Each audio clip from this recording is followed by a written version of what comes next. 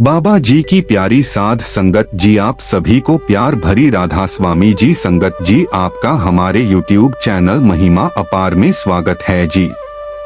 संगत जी, बाबा जी ने माता रानी के बारे में कुछ ऐसा बोल दिया जिससे माता रानी बाबा जी से क्रोधित हो गई। आखिर बाबा जी ने ऐसा कहा जिससे माता रानी को बाबा जी से इतना क्रोधित हो गई। संगत जी, वैसे तो बाबा जी ना किसी की निंदा करते हैं और ना ही किसी को पूजा पाठ करने से मना करते हैं। फिर बाबा जी ने ऐसा क्या कहा जिससे माता रानी बाबा जी से इतना क्रोधित हो गई? संगत जी, आपसे विनती है कि इस साखी को अंत तक जरूर सुने जी और कमेंट बॉक्स में राधा स्वामी जी जरूर लिखें। संगत जी, यह जो सवाल था यह बाबा जी के बहुत करीब रहने वाले सेवादार ने एक बार बाबा जी से पूछा था। जब बाबा जी के साथ इस सेवादार की बात हुई थी तो उन दिनों नवरात्रि के दिन चल रहे थे। इस सेवादार की पत्नी भी एक सत्संगी तो थी, लेकिन वह हर बार नवरात्रि के लिए व्रत भी रखती थी। एक दिन ऐसे ही नवरात्रि के दिन चल रहे थे और सेवादार डेरे में थोड़ी देरी से पहुंचा था। जब बाबा जी ने पूछा, भाई क्या हुआ, आज देरी से कैसे आए? तो सेवादार ने कहा, बाबा जी नवरात्रि के दिन चल रहे हैं और आज मेरी पत्नी ने अष्टमी का पूजन रखा हुआ था। सुबह मेरी पत्नी ने कंजक पूजन किया था, इसलिए मुझे आज आने में देरी हो गई। तो बाबा जी ने कहा, बेटा यह तो अच्छी बात है, यह तो हमारी आस्था की बात है। अगर हमारा मन ऐसा करने से झुकना सिखाता है तो हमें वह काम जरूर करना चाहिए, क्योंकि जब मन झुकेगा तो हमें भजन सिमरन करने में आसानी होगी। हमारा असली मकसद तो मालिक को पाना है। रास्ते सभी के अलग अलग हो सकते हैं, लेकिन मकसद सभी का एक ही है। आगे बाबा जी ने कहा, किसी को व्रत रखने से सुकून मिलता है और किसी को किसी खास दिन पर बच्चों को भजन करवाकर। मकसद सभी का यही है कि अपने अंदर मालिक के प्रति आस्था पैदा करना और अपने मन पर काबू पाने की कोशिश करना। लेकिन हमें इन सब बातों के साथ साथ भजन सिमरन को समय जरूर देना है और असल मकसद की ओर बढ़ाना है। असल मकसद को हासिल करने का एकमात्र जरिया भजन सिमरन करना है। मैं कभी किसी को यह सब करने से मना नहीं करता। हमें हर तरह से अपनी जिम्मेदारी निभानी चाहिए। अगर हमारे पूर्वजों से कोई रीत चली आ रही है और अगर हम उसे फॉलो करते हैं और हमें उसमें खुशी मिलती है तो हमें वह जरूर करनी चाहिए। बाबा जी ने कहा, मतलब तो मन को झुकाना है। मन झुकेगा तभी तो भजन सिमरन पर बैठेगा। फिर सेवादार ने बाबा जी से कहा, बाबा जी क्या आप इस बात पर नाराज तो नहीं हुए कि मेरी पत्नी व्रत रखती है या देवी देवताओं को पूजती है? तो बाबा जी ने कहा, मैं किसी के भी खिलाफ नहीं हूँ। मैंने कभी किसी को मालिक की पूजा करने से मना नहीं किया। आपको जहाँ और जिस काम में खुशी मिलती है और आपकी आस्था जहाँ जुड़ी है, आप वह काम जरूर कीजिए। मालिक तो एक ही है। अलग अलग धर्मों ने मालिक के अलग अलग नाम जरूर रख दिए हैं, लेकिन किसी भी धर्म ने कभी यह नहीं कहा कि मालिक 2 हैं या 3 हैं। फिर बाबा जी ने सेवादार को देवी देवताओं के स्थान के बारे में समझाते हुए कहा, पुराने समय में मंदिर इसलिए बनवाए गए क्योंकि उस समय परिवार बहुत बड़े करते थे। लोगों को भक्ति के लिए एक अलग स्थान की जरूरत होती थी और लोग मंदिर में जाकर भक्ति किया करते थे। मकसद तब भी यही था और आज भी यही है कि मालिक की भजन बंदगी करके मालिक को हासिल करना, चाहे घर बैठकर हो या किसी धार्मिक स्थान पर, लेकिन मालिक मिलेगा हमें हमारे अंदर ही, जहां मन झुकता है और शांत होता है। उस जगह पर जाकर हमें भजन बंदगी करनी चाहिए, जिससे हमारी सूरज जल्दी ऊपर चढ़ेगी और हमें मनुष्य जन्म का असली मकसद समझ आएगा। साध संगत जी, बाबा जी की यह बातें सेवादार को अच्छे से समझ आ गई। संगत जी, अभी आप वीडियो में बने रहिए। अब हम आपको एक ऐसी कहानी से रूबरू कराने जा रहे हैं जिसने पूरे संसार को हिला कर दिया था। संगत से विनती है कि इसे अंत तक जरूर सुने। जी संगत जी, बहुत समय पहले जब समय खुद भी जवान था, तब इस धरती पर एक ऐसा अंधकार छाया था जिसने हर खुशी को निगल लिया था। महिषासुर नाम का एक राक्षस था जिसका दिल पत्थर से भी कठोर था और जिसकी आंखों में केवल विनाश की आग जलती थी। महिषासुर का जन्म एक महेश यानी भैंसे और एक दानवी के मिलन से हुआ था। उसकी मां ने मरते समय उसे आशीर्वाद दिया था कि कोई भी पुरुष उसे नहीं मार सकेगा, कि वरदान उसके लिए अभिमान का कारण बन गया था। बचपन से ही महिषासुर में असाधारण शक्ति थी। वर्षों तक कठोर तपस्या करके उसने ब्रह्मा जी को प्रसन्न किया और वरदान मांगा कि कोई भी पुरुष, देवता, दानव या इंसान उसे नहीं मार सके। ब्रह्मा जी ने यह वरदान दे दिया, लेकिन महिषासुर के अहंकार में यह बात नहीं आई थी कि कोई स्त्री उससे युद्ध भी कर सकती है। वरदान पाकर महिषासुर की नजर स्वर्ग लोक पर पड़ी। उसने सोचा कि जब कोई पुरुष उसे मार नहीं सकता तो वह देवताओं को भी हरा सकता है। एक अंधेरी रात में महिषासुर ने अपनी विशाल सेना के साथ स्वर्ग लोक पर आक्रमण कर दिया। उसकी सेना में हजारों दानव थे जिनकी आंखें आग की तरह लाल थी। देवराज इंद्र ने अपना वज्र चलाया, भगवान विष्णु ने सुदर्शन चक्र फेंका, भगवान शिव ने त्रिशूल उठाया, लेकिन महिषासुर पर इसका कोई असर नहीं हुआ। 3 दिन 3 रात युद्ध चला, लेकिन देवताओं की सारी शक्तियां महिषासुर के सामने छोटी पड़ रही थी। अंत में हारकर सभी देवता स्वर्ग छोड़कर भागने पर मजबूर हो गए। महिषासुर ने स्वर्ग लोक पर कब्जा कर लिया और इंद्र के सिंहासन पर बैठकर देवताओं के सारे अधिकार छीन लिए। स्वर्ग में महिषासुर का आतंक छा गया। उसने अप्सराओं को कैद कर लिया और गंधर्वों को अपना दास बना लिया। स्वर्ग लोक जो कभी संगीत और खुशी से भरा रहता था, वह अब रोने चीखने की आवाजों से भर गया। स्वर्ग लोक पर महिषासुर के कब्जे का असर धरती पर भी पड़ने लगा। सूर्य और चंद्र उसके नियंत्रण में होने से मौसम का चक्र बिगड़ गया। कभी तेज धूप पड़ती, कभी भयानक बारिश होती, खेतों में फसल नहीं उगती थी। नदियां या तो सूख जाती या बाढ़ से भर जाती। पेड़ों पर फल नहीं आते थे। पशु पक्षी परेशान थे। इंसानों की हालत और भी खराब थी। भूख और प्यास से लोग तड़प रहे थे। बीमारियां फैल रही थी। बच्चे रो रहे थे और माताएं उन्हें चुप कराने के लिए खुद रो रही थी। सबसे दुखद बात यह थी कि लोग प्रार्थना करते थे, लेकिन उनकी प्रार्थनाएं स्वर्ग तक नहीं पहुंच पा रही थी। मंदिरों में पुजारी निराश होकर बैठे थे। लोग सोचने लगे थे कि शायद धर्म हार गया है। स्वर्ग से निकाले गए देवता इधर उधर भटक रहे थे। उनकी दशा बहुत दयनीय थी। जो कभी सुनहरे सिंहासन पर बैठते थे, वे अब जंगलों में छुप रहे थे। सबसे ज्यादा दुख की बात यह थी कि धरती से लोगों की पुकार उन तक पहुंच रही थी, लेकिन वे कुछ नहीं कर सकते थे। एक दिन सभी देवता एक जगह इकट्ठे हुए। इंद्र ने कहा, हमने अपने अहंकार में यह नहीं सोचा था कि हम भी हार सकते हैं। विष्णु भगवान ने कहा, यह सिर्फ शक्ति की हार नहीं है, यह हमारी सोच की भी हार है। हमने सोचा था कि पुरुष शक्ति ही सब कुछ है। शिव भगवान ने कहा, ब्रह्मांड में जो सबसे बड़ी शक्ति है वह है शक्ति स्वयं और शक्ति का रूपमान है। हमें मां की शरण में जाना होगा।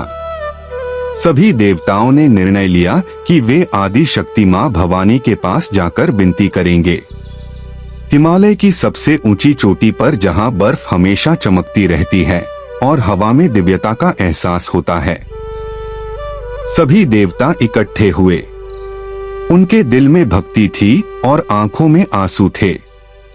इंद्र ने सबसे पहले प्रार्थना शुरू की। उनकी आवाज में दर्द था। हे माँ, हे आदि शक्ति, हे जगत जननी, हमारी रक्षा करो। हमारे अहंकार ने हमें अंधा बना दिया था। अब हमें एहसास हुआ है कि तुम्हारे बिना हम कुछ भी नहीं हैं। विष्णु भगवान ने हाथ जोड़कर कहा, हे माँ, तुम ही हो जो सृष्टि की रचना करती हो, उसका पालन करती हो और जरूरत पड़ने पर संहार भी करती हो। महिषासुर ने तुम्हारी सृष्टि को दुख दिया है, कृपया आकर उसका वध करो। शिव भगवान ने अपना त्रिशूल नीचे रखकर कहा, हे अर्धांगिनी, तुम मेरी शक्ति हो। तुम्हारे बिना मैं शव के समान हूँ। मेरी सारी शक्ति तुमसे ही आती है। अब तुम ही हमें बचा सकती हो। ब्रह्मा जी ने कहा, है माँ, मैंने महिषासुर को वरदान दिया था कि कोई पुरुष उसे नहीं मार सकेगा, लेकिन तुम स्त्री शक्ति हो, तुम उसे मार सकती हो। कृपया प्रकट होकर धर्म की रक्षा करो। अन्य सभी देवताओं ने भी अपनी अपनी प्रार्थनाएं की। उनकी आवाजों में इतना दर्द था कि पत्थर भी पिघल जाते। उनकी भक्ति इतनी सच्ची थी कि आकाश में तारे भी रो रहे थे।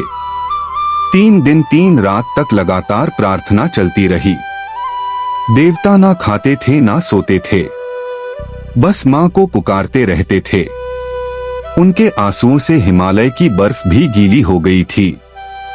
चौथे दिन सुबह जब सूरज उगने वाला था, तब आकाश में एक अजीब सी रोशनी दिखाई दी। यह रोशनी सूरज से भी तेज थी, लेकिन आंखों को दुख नहीं दे रही थी। यह रोशनी मां की थी। अचानक आकाश से दिव्य प्रकाश निकला और पूरा ब्रह्मांड उसमें नहा गया। उसी प्रकाश से मां दुर्गा प्रकट हुई।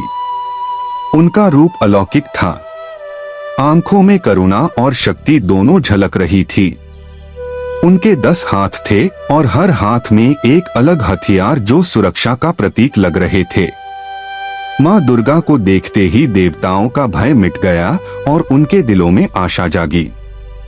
मां ने कहा, मेरे बच्चों, तुम्हारा दुख देखकर मैं आ गई हूं। महिषासुर को उसके पाप की सजा मिलेगी। इंद्र ने कहा, मां, हमारे अहंकार से यह संकट आया है। मां ने उत्तर दिया, गलती इंसान से होती है, लेकिन उसे स्वीकार करना और सुधारना महानता है।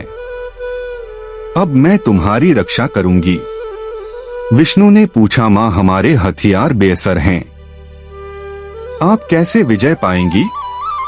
मां मुस्कुराई और बोली, तुम्हारे हथियारों में तुम्हारी शक्ति है, लेकिन मेरे हथियारों में पूरे ब्रह्मांड की शक्ति है, क्योंकि मैं ही उसका स्रोत हूं। मां दुर्गा ने देवताओं से कहा, अब तुम सब अपनी अपनी शक्ति मुझे दे दो। जब सारी शक्तियां एक हो जाएंगी तब महिषासुर का अंत होगा।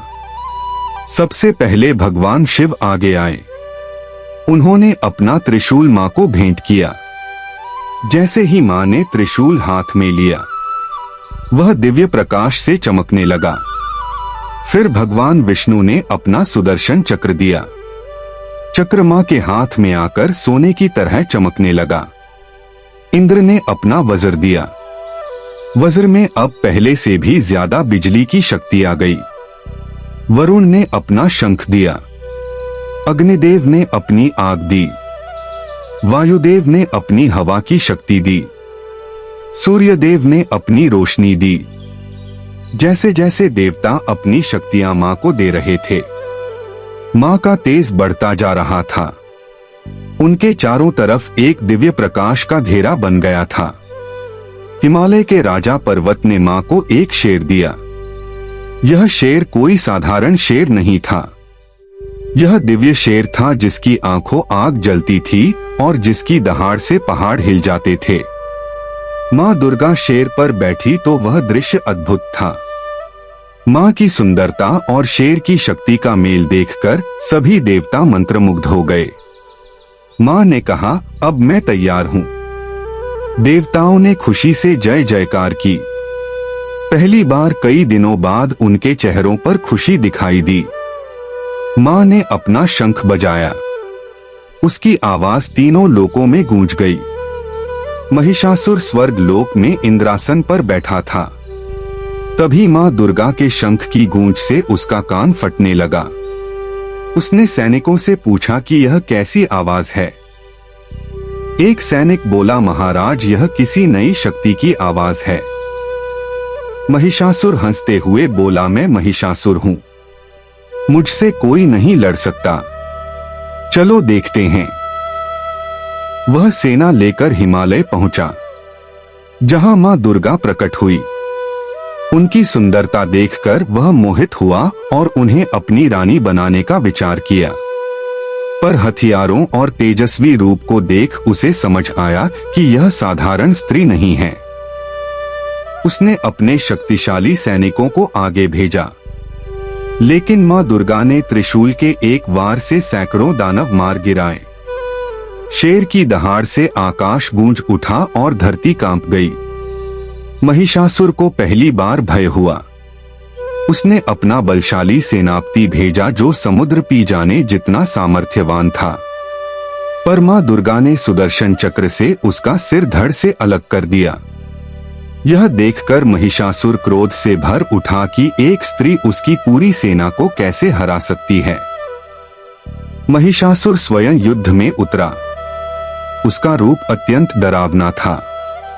आंखें अग्नि की तरह जल रही थी और सींग चांद की तरह चमक रहे थे। उसने पूरी शक्ति से मां दुर्गा पर आक्रमण किया, जिससे धरती कांपने लगी और पहाड़ टूटने लगे। लेकिन मां दुर्गा निर्भय थी। उन्होंने त्रिशूल और अन्य अस्त्रों से हर वार का जवाब दिया। युद्ध इतना भयंकर था कि आकाश में अग्नि वृष्टि होने लगी और समुद्र में तूफान उठने लगे। महिषासुर कभी भैंसा, कभी शेर, कभी हाथी बनता, लेकिन मां दुर्गा हर रूप में उसे परास्त करती रही। उनका शेर भी महिषासुर के रूपों से लड़ा। 9 दिन तक यह भीषण युद्ध चलता रहा। 8वें दिन महिषासुर ने अपनी सबसे बड़ी शक्ति और समस्त बुराई प्रकट की, जिससे देवता भी भयभीत हो गए। तब मां दुर्गा मुस्कुराकर बोली कि अब मैं अच्छाई की शक्ति दिखाऊंगी। 9वें दिन सुबह अंतिम युद्ध शुरू हुआ। महिषासुर ने पूरी शक्ति झोंक दी। उसकी आंखों से आग और मुंह से जहर निकल रहा था। मां दुर्गा के 10 हाथों में अस्त्र चमक रहे थे और उनका तेज सूरज से भी अधिक हो गया था। महिषासुर ने सिंहों और पैरों से प्रहार किया, जिससे धरती और पहाड़ कांपने लगे। पर मां ने त्रिशूल और अपने शेर से उसे रोक लिया। दोनों के बीच भीषण युद्ध हुआ, लेकिन मां दुर्गा की शक्ति लगातार बढ़ती रही, क्योंकि सृष्टि का आशीर्वाद उनके साथ था। आखिरकार महिषासुर ने अपना असली रूप दिखाया। आधा इंसान और आधा भैंसा उसने अंतिम आक्रमण किया। पर मां दुर्गा ने उसका सीना दबाकर त्रिशूल उसकी गर्दन पर तान दिया। महिषासुर बोला कि वह उन्हें अपनी रानी बनाना चाहता है और तीनों लोकों पर साथ राज करेगा। मां दुर्गा ने उत्तर दिया कि उसने निर्दोषों पर अत्याचार किया है और उसकी सजा मौत है। यह कहकर मां ने त्रिशूल उसकी गर्दन में भोंक दिया और उसका अंत कर दिया। महिषासुर की मृत्यु के साथ ही अंधकार मिट गया और उसकी सेना भाग गई। मां दुर्गा का त्रिशूल महिषासुर के शरीर में धंसा था और उनका पैर उसकी छाती पर यह दृश्य बता रहा था कि अच्छाई की जीत हुई है और बुराई का अंत हुआ। आकाश से फूल बरसे और देवताओं ने खुशी से जय जयकार की। इंद्र ने मां के चरण छुए और उनका आभार व्यक्त किया। विष्णु ने कहा कि मां ने साबित किया कि स्त्री शक्ति सबसे बड़ी है और अहंकार को तोड़ा। शिव बोले कि शक्ति के बिना शिव शव है और मां ने यह सत्य फिर सिद्ध किया। मां दुर्गा ने सभी को आशीर्वाद दिया और कहा कि जब भी धरती पर बुराई बढ़ेगी वे फिर आएंगी। धरती पर लोग प्रसन्न होकर नाचने लगे। सूरज चमकने लगा, चांद की रोशनी लौट आई, हवा और पानी शुद्ध हो गए और खेतों में फसलें लहलहाने लगी। महिषासुर की मौत की खबर से धरती पर खुशी फैल गई। बच्चे खेलने लगे, माताएं गाने लगी और किसान नाच उठे। गांव के लोगों ने मां दुर्गा की मूर्ति बनाई, फूलों से सजाया और आरती की। तभी आकाश में मां दुर्गा प्रकट हुई और आशीर्वाद देते हुए बोली, हर साल इसी समय मेरी पूजा करना, 9 दिन तक मेरे अलग अलग रूपों की आराधना करना। मां ने कहा, मुझे फूल और मिठाई चाहिए, पर सबसे ज्यादा तुम्हारे दिल की सच्चाई चाहिए।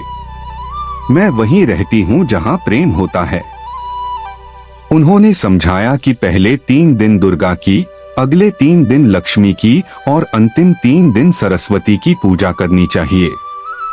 मां ने बच्चों को आश्वासन दिया, मैं हर मां में हूं जो अपने बच्चे की रक्षा करती है। तुम डरना मत, मैं हमेशा तुम्हारे साथ हूं। मां दुर्गा ने लोगों को विस्तार से बताया कि कैसे नवरात्रि मनानी चाहिए। उन्होंने कहा, यह पर्व सिर्फ मेरी याद में नहीं है, यह उस जीत की खुशी में है जब अच्छाई ने बुराई को हराया था। पहले दिन से तीसरे दिन तक मां दुर्गा की पूजा करनी चाहिए। इन दिनों में मां का रूप योद्धा का है। वे बुराई से लड़ती है और अपने भक्तों की रक्षा करती है। चौथे दिन से छठे दिन तक मां लक्ष्मी की पूजा करनी चाहिए। यह दिन खुशहाली और समृद्धि के हैं। मां लक्ष्मी अपने भक्तों को धन दौलत और सुख शांति देती है। 7वें दिन से 9वें दिन तक मां सरस्वती की पूजा करनी चाहिए। यह दिन ज्ञान और कला के हैं। मां सरस्वती अपने भक्तों को बुद्धि और विद्या देती है। मां ने यह भी बताया कि इन 9 दिनों में लोगों को व्रत रखना चाहिए। व्रत का मतलब सिर्फ खाना छोड़ना नहीं है। व्रत का मतलब है अपने मन को साफ रखना, बुरे विचार ना लाना और दूसरों की मदद करना। जो लोग सच्चे दिल से मेरी पूजा करेंगे, मां ने कहा, मैं उनकी हर मुराद पूरी करूंगी। लेकिन याद रखना, मैं वही मांगे पूरे करती हूं जो अच्छे होते हैं। मां दुर्गा ने लोगों को अपने 9 रूपों के बारे में बताया। हर रूप का अपना मतलब था और अपनी शक्ति थी। पहले दिन मां शैलपुत्री का रूप है। शैल यानी पहाड़ की बेटी। यह रूप दिखाता है कि मां कितनी मजबूत है, पहाड़ों की तरह अटल है। दूसरे दिन मां ब्रह्मचारिणी का रूप है। यह रूप तप और साधना का है। यह सिखाता है कि कड़ी मेहनत से हर मंजिल पाई जा सकती है। तीसरे दिन मां चंद्रघंटा का रूप है। इनके माथे पर चांद है। यह शांति और सुंदरता का प्रतीक है। लेकिन जरूरत पड़ने पर यह रूप भयंकर भी हो सकता है। चौथे दिन मां कुष्मांडा का रूप है। इन्होंने अपनी मुस्कान से सारी सृष्टि की रचना की थी। यह रूप सिखाता है कि खुशी में कितनी शक्ति होती है। 5वां दिन मां स्कंद माता का रूप है। यह मां और बच्चे के प्रेम का रूप है। यह दिखाता है कि मां का प्यार सबसे बड़ी शक्ति है। छठे दिन मां कात्यायनी का रूप है। यह युद्ध का रूप है। जब अन्याय बढ़ता है तो मां इसी रूप में आकर न्याय करती है। 7वें दिन मां कालरात्रि का रूप है। यह सबसे भयानक रूप है। यह बुराई का नाश करता है। लेकिन अच्छे लोगों के लिए यह रूप कल्याणकारी है। 8वें दिन मां महागौरी का रूप है। यह पवित्रता और सफाई का रूप है। यह सिखाता है कि मन और शरीर दोनों को साफ रखना चाहिए। 9वें दिन मां सिद्धिदात्री का रूप है। यह सारी सिद्धियों को देने वाला रूप है। जो भक्त सच्चे दिल से पूजा करते हैं, उन्हें यह रूप सब कुछ दे देता है। मां ने कहा, मेरे यह 9 रूप अलग अलग लग सकते हैं, लेकिन यह सब एक ही है। महिषासुर के वध के बाद सबसे बड़ा बदलाव यह आया कि लोगों ने स्त्री शक्ति को पहचाना। जब एक स्त्री रूपी माँ ने उस दानव को हराया जिसे कोई पुरुष देवता नहीं हरा सका था, तो सभी को एहसास हुआ कि स्त्री कितनी शक्तिशाली होती है। धीरे धीरे नवरात्रि का त्योहार एक गांव से दूसरे गांव में फैलता गया। हर जगह अपने अपने तरीके से इसे मनाया जाने लगा। यह कहानी यहाँ खत्म होती है, लेकिन इसका संदेश कभी खत्म नहीं होता।